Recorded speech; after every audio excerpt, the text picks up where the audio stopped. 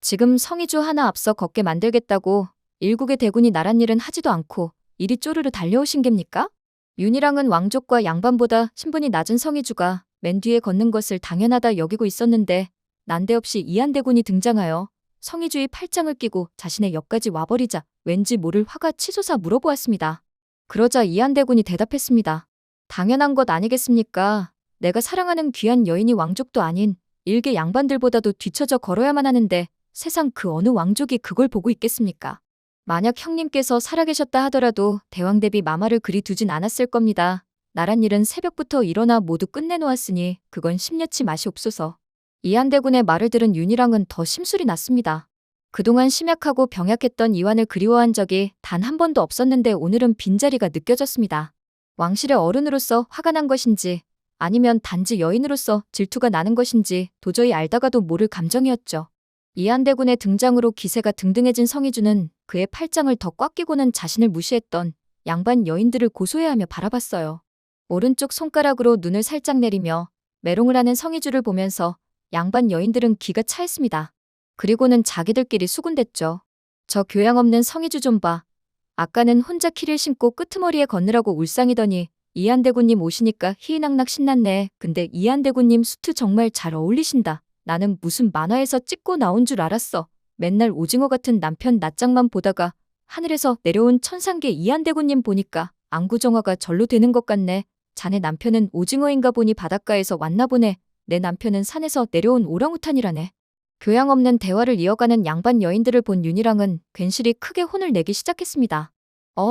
지금 무슨 수준 낮은 대화들이십니까? 오징어니 오랑우탄이니 이런 이야기나 하려고 오늘 이 자리에 모인 줄 아십니까? 이한대군은 새벽에 일을 다 끝내놓고 잠시 들렸다 가려는 것뿐이니 그만 좀 쳐다보세요. 이한대군 이마에 구멍 뚫리게 생겼습니다. 이렇게 교양 없는 행동을 하실 거면 내년에는 함께 하지 못하겠습니다. 윤희랑의 말에 깜짝 놀란 양반 여인들은 그제야 입을 다물었습니다. 등장만으로도 모든 사람을 압도하고 성의주를 주인공으로 만들어버린 이한대군이 오늘따라 유독 더 든든한 성의주였습니다. 한편 이 소식을 전해들은 민정우는 기분이 상당히 좋지 않았습니다.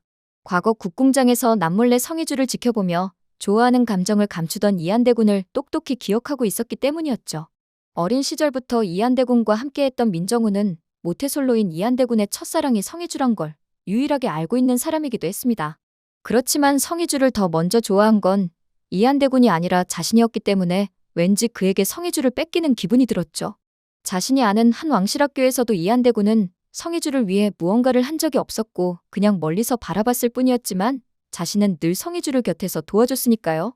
총리의 자리까지 올라오기 위해서 미친 듯이 공부하고 일을 했던 것은 성의주에게 인정받고 싶은 마음에서 그런 건데 성의주는 그런 자신을 5년짜리 총리라 말했고 그저 아무런 노력 없이 왕족으로 태어난 이한대군과 결혼하기를 원했습니다.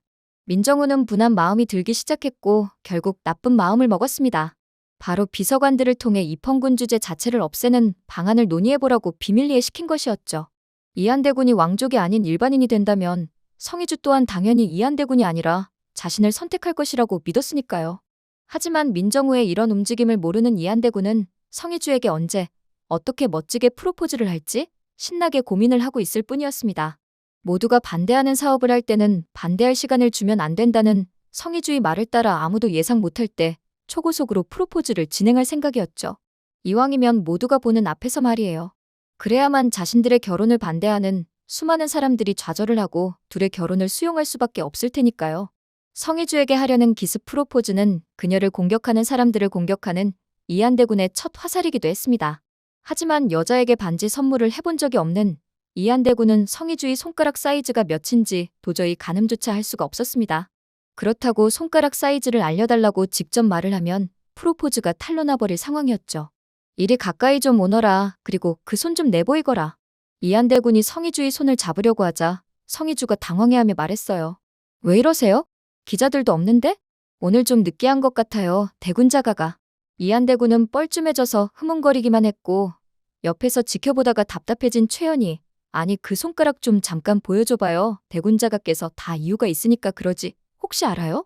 대군자가께서 프로까지 말했을 때 당황한 이한대군은 최연의 입을 틀어막고 끌고 나왔습니다.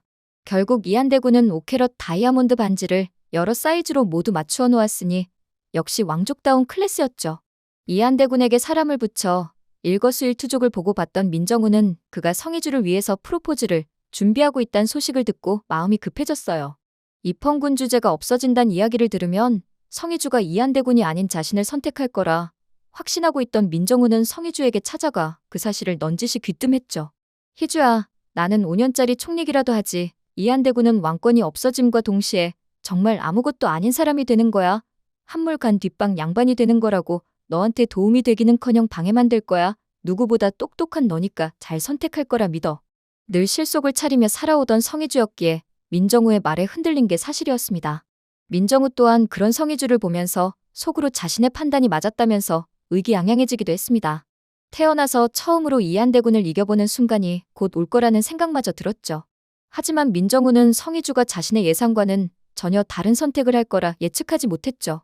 이한대군과의 결혼을 결심했던 건 그가 왕족이라는 이유뿐이었지만 어느 순간부터는 인간 대 인간으로서 이한대군을 좋아하기 시작하고 있었으니까요.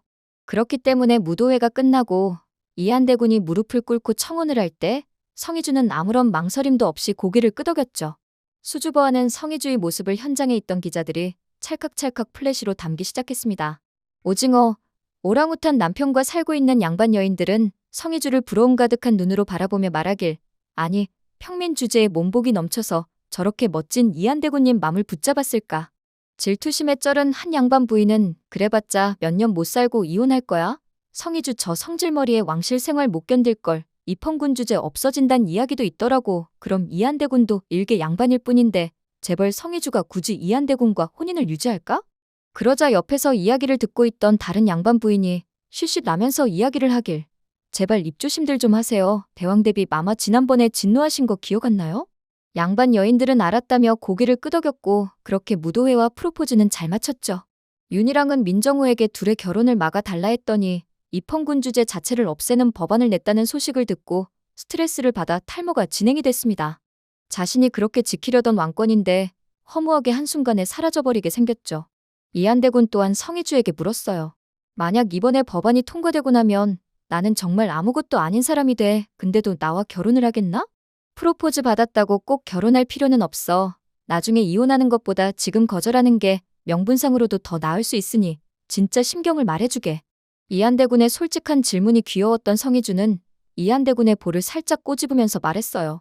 여보세요, 대군자가. 놀려먹는 재미가 있는 대군자가가 일개 양반으로 신분이 내려온다면 놀려먹기 더 좋은 상황이 되어버리는 건데 그 기회를 제가 놓칠 것 같아요. 그런 걱정일랑은 하덜덜 마세요. 결국 법안은 통과되고야 말았고 그 충격으로 윤희랑은 쓰러져 버렸습니다.